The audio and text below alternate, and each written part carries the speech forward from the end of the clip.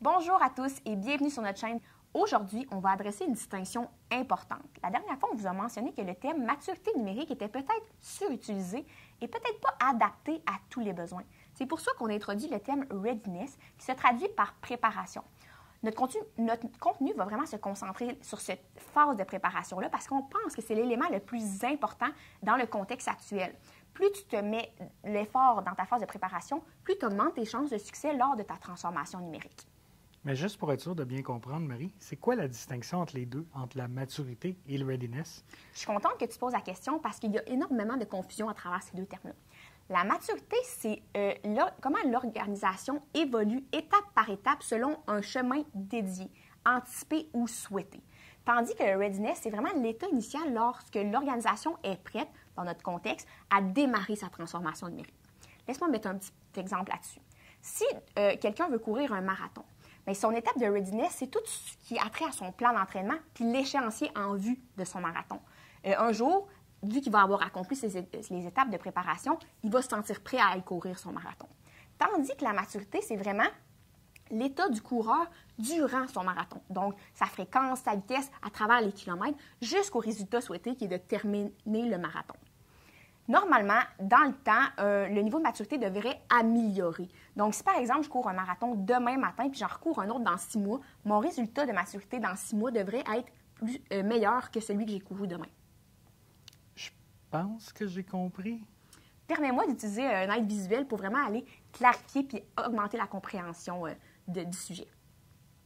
Donc, le readiness, c'est vraiment l'étape -1, l'étape de préparation qui est sûrement la plus importante pour les entreprises puis qui est référée en bleu dans l'image.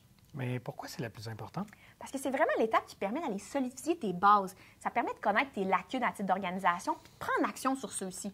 Mais ça comprend quoi, cette partie-là en bleu? Ça comprend les préalables et les facteurs de succès. Puis c'est vraiment sur ça que notre série de capsules Active ta transformation va se concentrer, la phase du readiness. Dans la littérature, il y a les principaux préalables qui sont nommés. Le lean, la connaissance et l'expertise, l'accès aux données, l'agilité, la stratégie d'affaires, la capacité financière, la cybersécurité puis l'infrastructure informatique. Puis dans nos capsules, on va vraiment adresser tous ces préalables-là. Puis c'est vraiment quand tu as introduit tous ces préalables-là puis que tu te sens prêt, que tu es rendu au point 0, puis tu peux commencer à introduire des concepts et des technologies au sein de ton entreprise. Puis c'est là que tu vas tomber dans la phase de maturité. Mais sur ton image, il y a une espèce de zone parallèle. C'est quoi? En fait, c'est une zone un peu floue pour la littérature. Certains auteurs disent que, par exemple, la cybersécurité est un préalable, tandis que d'autres disent que c'est la première technologie en vue d'introduire des technologies de plus grande envergure. Donc, sachant qu'il y a une ambiguïté, on ne voulait pas couper clairement ce qui était préalable et ce qui était vraiment les technologies. Donc, en laissant cette zone parallèle-là, on laisse le choix aux gens de dire est-ce que je suis encore dans la phase de maturité ou est-ce que je suis dans la phase de readiness. En résumé, l'image, il y a la section bleue, que pour toi, c'est vraiment ton programme de course, ta phase de préparation. Après, il y a la zone parallèle en noir qui serait comme le moment que tu es prêt, mais que la journée de ta compétition n'est pas encore arrivée. Après, il y a la section verte qui est ta phase de maturité qui va vraiment être comment toi, tu évolues à travers ton 5 km la journée de ta course. Si tu négliges l'aspect de la préparation, tu vas peut-être pas être capable de finir ta course ou te blesser, ce qui n'est pas vraiment recherché.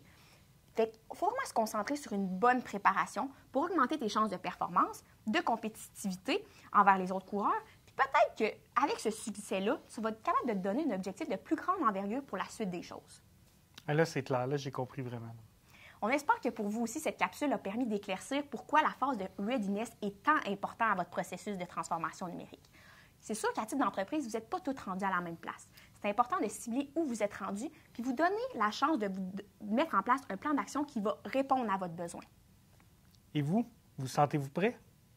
Donc, voici ce qui termine notre capsule. On se voit dans la prochaine capsule qui va expliquer pourquoi ça peut être intéressant pour vous de démarrer une transformation numérique.